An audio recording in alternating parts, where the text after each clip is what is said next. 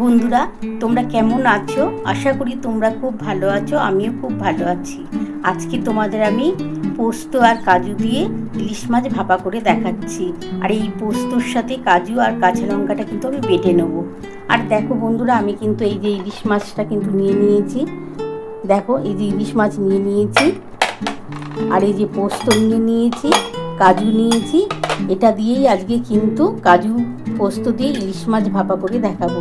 চলো বন্ধুরা, পোস্তটা বেটে নিই। পোস্তর সাথে কাজু আর কাঁচা লঙ্কাটা আমি বেটে নিই। বন্ধুরা দেখো, পোস্তটা আমি নিয়ে নিয়েছি। পোস্তর সাথে আমি কাঁচা লঙ্কা দিয়ে দিচ্ছি। একটু ঝাল ঝাল করেই কিন্তু এই ভাপাটা করব। আর এই যে কাজু দিয়ে দিচ্ছি। এটা আমি বেটে নিই।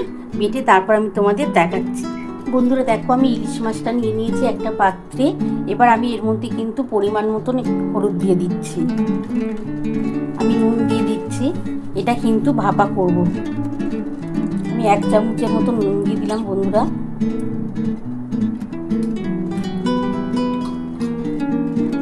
আমি অল্প করে সর্ষের তেল দিয়ে দিলাম। ইলিশ মাছে সর্ষের তেল না দিলে ইলিশ মাছ কিন্তু খেতে ভালো লাগে না। পরিমাণ মতন একটু সর্ষের তেল দিয়ে দিলাম। আর এই যে বন্ধুরা, এটা এই যে দেখো, আমি কিন্তু পোস্ত আর কাজু আর কাঁচা লঙ্কা বেটে নিয়েছি। এটা কিন্তু আমি এই পাত্রে দিয়ে দিচ্ছি।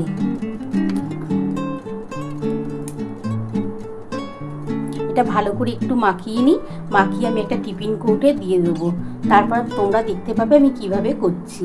বন্ধুরা, আমি এর মধ্যে অল্প একটু চিনি দিয়ে দিচ্ছি। এটা স্বাদ হওয়ার জন্য দিচ্ছি, তোমরা না দিলেও না দিতে পারো। আমি অল্প একটু চিনি দিয়ে দিলাম। এবার এটা ভালো করে মাখিয়ে নিই। মাখিয়ে আমি কিন্তু একটা টিফিন কৌটোর মধ্যে দিয়ে দেবো। দিয়ে আমি কড়ার মধ্যে অল্প একটু জল দেবো। দিয়ে আমি ওই টিফিন কৌটোটা বসিয়ে মোটামুটি 8 ঘন্টার মতো রাখবো। তাহলে কিন্তু আমার এই ভাপাটা খুব ভালো হবে। এটা কাঁচা লঙ্কা দিয়ে করবে। ভাপা সবসময় কাঁচা লঙ্কা দিয়েই কিন্তু বেশি টেস্ট পাওয়া যায়। দেখো, খুব সুন্দর কালারটা এসছে কিন্তু বন্ধুরা। আর কাজু বাদাম দেওয়া আছে, দেখবে এই রান্নার টেস্টটাই আলাদা হবে। আগে কিন্তু আমি কোনো সর্ষে দিয়ে করছি না, তোমরা তো দেখেই নিয়েছো। আমি কাজু বাদাম আর পোস্ত দিয়ে করছি। এবার আমি একটা পাত্রে দিয়ে দিচ্ছি। একটা টিফিন কৌটো নিয়ে নিচ্ছি বন্ধুরা। এই যে দেখো, একটা টিফিন কৌটো নিয়ে নিলাম। এর মধ্যে আমি ঢেলে দিই। বন্ধুরা দেখো, আমি কিন্তু একটা টিফিন কৌটোর মধ্যে ঢেলে দিয়েছি। এবার এই যে কড়ার মধ্যে জল বসিয়ে দিয়েছি। জলটা কিন্তু আমার গরম হয়ে গেছে। আমি জলের পরিমাণটা একটু কমই দিয়েছি। দিয়ে এবার এই টিফিন কৌটোটা বসিয়ে দিলাম। দিয়ে আমি ঢাকাটা দিয়ে একটা এই যে ভারী একটা জিনিস চাপিয়ে দিয়েছি। দিয়ে এবার আমি এই ঢাকাটা দিয়ে দিলাম। আমার 8 ঘন্টার মতো আমি ঢাকা দিয়ে রেখে দিলাম বন্ধুরা। আমার 8 ঘন্টা পর তোমাদের আমি দেখাচ্ছি যতটা হবে। যদি না হয় আবার আমি কিন্তু ঢাকা দিয়ে দেবো। বন্ধুরা দেখো, আমার কিন্তু এটা ঢাকা দেওয়া আছে। আমার কিন্তু আস্তে আস্তে হচ্ছে। আর এটা কিন্তু আজকে সর্ষে দিয়ে করিনি। এটা কিন্তু পোস্ত আর কাজু আর কাঁচা লঙ্কা বাটা দিয়ে করছি। এই ভাপাটা খেতে অস্বাভাবিক সুন্দর হয়। তোমরা গরম ভাতের সাথে এরকম কিন্তু ইলিশ ভাপা খেতেই পারো। দেখো, খুবই খেতে ভালো হবে। চলো বন্ধুরা, আমি একটু ঢাকাটা খুলে দেখি আমার কতটা হলো।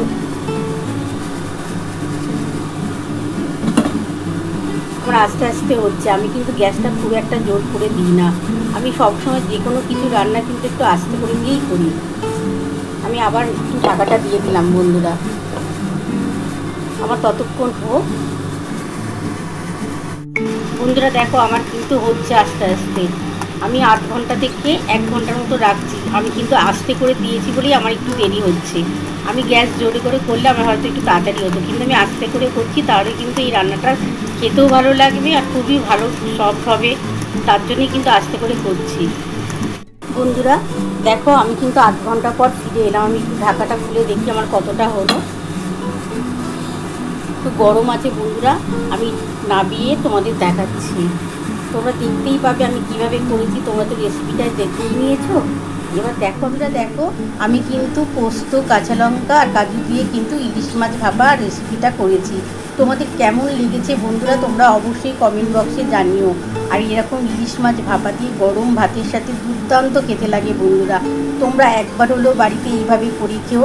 তোমরা তো সর্ষে দিয়ে করেইছো, আমিও অনেকবার সর্ষে দিয়ে করেছি, কিন্তু একবার পোস্ত কাজু দিয়ে করে দেখো, খুবই টেস্ট হয়। তোমাদের যদি আমার এই রেসিপি ভালো লেগে থাকে প্লিজ একটা লাইক সাবস্ক্রাইব করতে ভুলো না। আর কমেন্ট বক্সে অবশ্যই জানিও কেমন হয়েছে। তাহলে এরকম আরও নতুন নতুন রেসিপি নিয়ে তোমাদের সামনে হাজির হব। Thank you.